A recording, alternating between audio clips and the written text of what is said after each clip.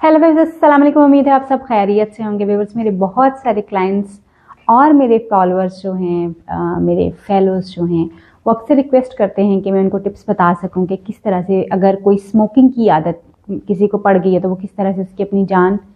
छूट सकती है और वो किस तरह से अपनी जान छुड़वा सकते हैं। तो आज की हमारी वीडियो जो है वो एक्चुअली स्मोकिंग किस तरह से क्विट की जा सकती है इसके ऊपर है। स्मोकिंग जिसके बारे में अक्सर लोगों को शायद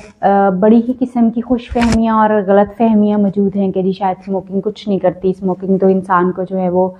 एक्टिव रखती है या बस ये एक आदत है। ऑफ कोर्स ये एक आदत है और ये आदत ऐसी पुख्ता आदत होती है कि बहुत सारे लोग इसके बारे में, इसको सोचने के बारे में सोचते रहते हैं कि इसको छोड़ा जाए छोड़ा जाए छोड़ा जाए, बट उसको छोड़ने में वो अक्सर नाकाम होते हैं। कुछ लोगों को लगता है कि वो 1 महीने के लिए उन्होंने स्मोकिंग छोड़ दी तो इसका मतलब ये है कि उन्होंने स्मोकिंग छोड़ दी है और अब वो दोबारा कभी नहीं शुरू करेंगे। या जब कभी क्लाइंट्स मेरे पास आते हैं और आके बताते हैं कि जिन्होंने 1 महीने के लिए स्मोकिंग छोड़ी थी और फिर दोबारा जो रिलैप्स कर गए तो यानी वो छोड़ सकते हैं। ऑफ कोर्स कोई भी इंसान जो है कुछ भी, कोई भी आदत जो है वो छोड़ सकता है, बिकॉज स्मोकिंग जो है ये एक आदत है और उसके साथ साथ अल्टीमेटली ये एक एडिक्शन बन जाती है इंसान की, जिसके बगैर इंसान जो है वो चाहे कि वो रुक जाए या रह जाए, मगर ऑटोमेटिकली, क्योंकि ये बिहेवियर इतना स्ट्रांग हो जाता है ऑटोमेटिक कि आप खुद ब खुद आपका हाथ पॉकेट में जाता है या सिगरेट की तरफ जाता है और आप सिगरेट जो है वो स्मोक करना शुरू कर देते हैं। यानी इतनी पुख्ता आदत हो जाती है। बहुत सारे लोग इसको छोड़ने की कोशिश करने के बावजूद जो है वो नाकाम हो जाते हैं और कुछ लोग इवन इसको छोड़ने से डरना शुरू होते हैं। अब सबसे पहले ये समझने की कोशिश करते हैं कि बेसिकली स्मोकिंग जो है वो करती क्या है हमारे साथ। ऑफ कोर्स ये एक स्टिमुलेंट है, ये हमें थोड़ा स्टिमुलेट करती है, यानी हमें थोड़ा सा अप करती है, थोड़ा सा एक्टिव करती है, क्योंकि इसमें निकोटीन होती है और ये हमारी बॉडी को थोड़ा सा एक्टिविटी में यानी एक्टिव करने में हमें हेल्प करती है। बहुत सारे लोग जो हैं वो जब सिगरेट पीते हैं तो उनकी सिगरेट जो है यूजुअली वो एसोसिएट होती है, या तो जब वो फ्री होते हैं तो उन्होंने उस अपने फ्री टाइम को गुजारने के लिए स्मोकिंग उनको एक अच्छा दोस्त लगता है और उसके साथ वो अपना टाइम गुजारते हैं। देन अगर लोग स्ट्रेस में होते हैं तो फिर स्मोकिंग ज़्यादा करते हैं। अगर वर्कलोड बहुत ज़्यादा इंक्रीज़ हो चुका हो तो स्मोकिंग लोग बहुत ज़्यादा कर रहे होते हैं। ख़ासतौर पे जब पार्टी के मूड में होते हैं तब लोग जो है देखा गया है कि स्मोकिंग जो है बहुत ज़्यादा कर रहे होते हैं। तो स्मोकिंग का ताल्लुक जो है डिफरेंट किस्म के इमोशनल स्टेट्स के साथ जो है वो बहुत ज़्यादा, यानी जैसा इमोशनल स्टेट होता है, जो लोग इमोशनल स्टेट्स के साथ अपने स्मोकिंग को जो है वो एसोसिएट करते हैं उनके लिए मुश्किल हो जाता है कि स्मोकिंग को क्विट कर सकें। अक्सर देखा ये गया है कि स्मोकिंग जो है वो शुरू जो है उस वक्त होती है जब आप किसी ऐसी गैदरिंग में, किसी ऐसे ग्रुप के साथ बैठते हैं जिसमें ज़्यादातर लोग जो स्मोकिंग कर रहे होते हैं और उस पीयर प्रेशर की वजह से या समटाइम्स जस्ट ट्राई करने के लिए लोग जो हैं यूजुअली स्मोकिंग स्टार्ट कर देते हैं। स्मोकिंग, जैसे मैंने कहा कि ये स्टिमुलेंट है, आपकी बॉडी को एक्टिव करती है, आपका ब्लड प्रेशर जो उसको रेज करती है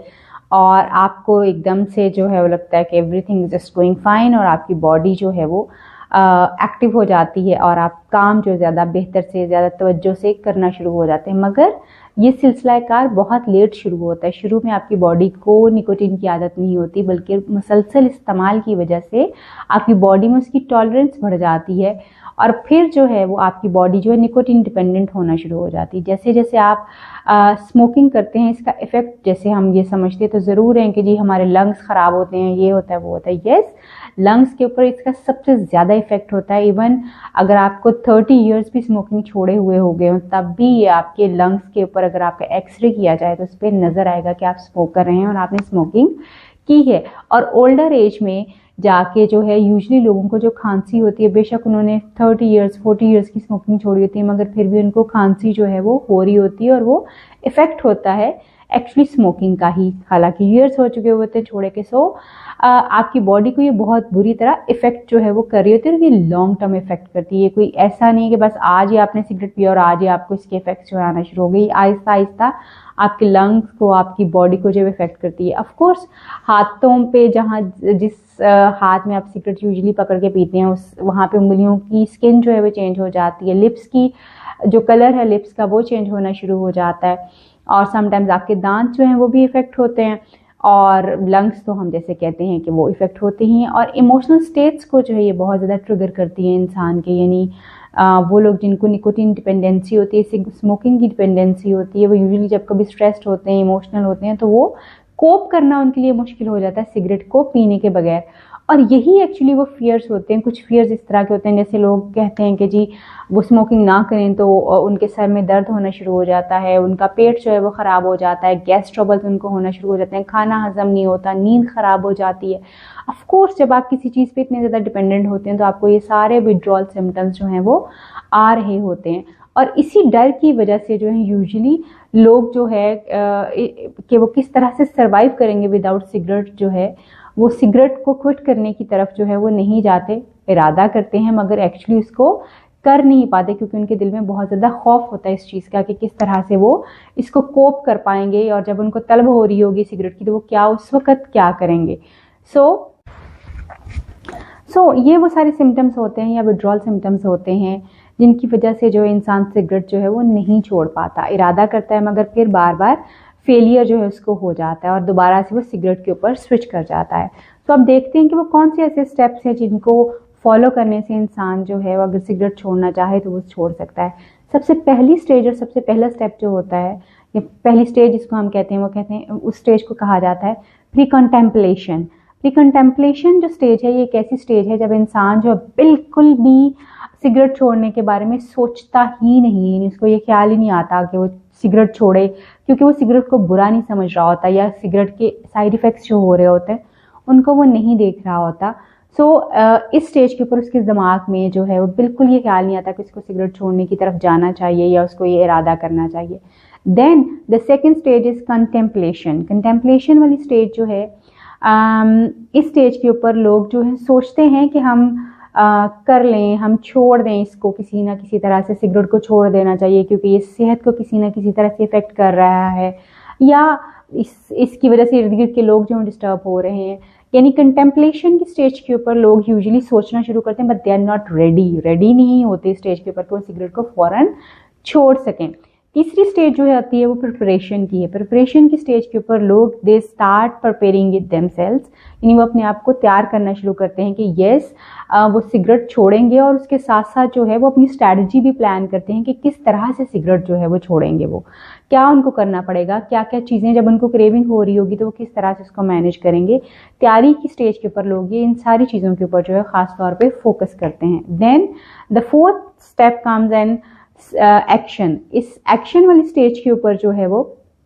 यूजुअली लोगों ने जो प्लान किया होता है प्रिपरेशन की स्टेज के ऊपर कि हम इस तरह से इसके साथ कोप करने की कोशिश करेंगे, इस तरह से इसको ख़त्म करेंगे, ये चीज़ें जो हैं वो यूज़ करेंगे जब कभी उनको क्रेविंग हो रही होगी। तो एक्शन की स्टेज के ऊपर लोग एक्चुअली वो चीज़ें करना शुरू कर देते हैं और एक्शन लेते हैं कि वो स्मोकिंग को क्विट कर सकें। Then the fifth stage comes in, जो कि परसिस्टेंस की है, कंसिस्टेंसी की है, यानी आपने जो है मेंटेन करना होता है। मेंटेनेंस खास तौर पे होता है कि आपने मेंटेन करना होता है अपने स्मोकिंग जो आपने क्विट किया हुआ था, अपने उस बिहेवियर को। यूजुअली कोई भी बिहेवियर जो है वो ऑलमोस्ट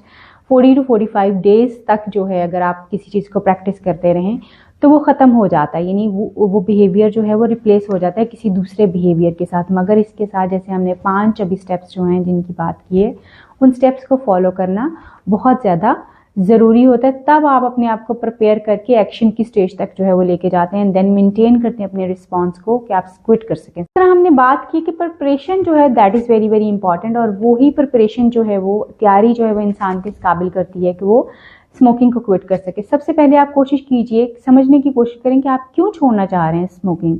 ओके, सबसे पहले अपने पास ये लिख भी सकते हैं, चार्ट डाउन कर सकते हैं, नोट कर सकते हैं ताकि आपको याद रहे what is motivating you to quit the smoking.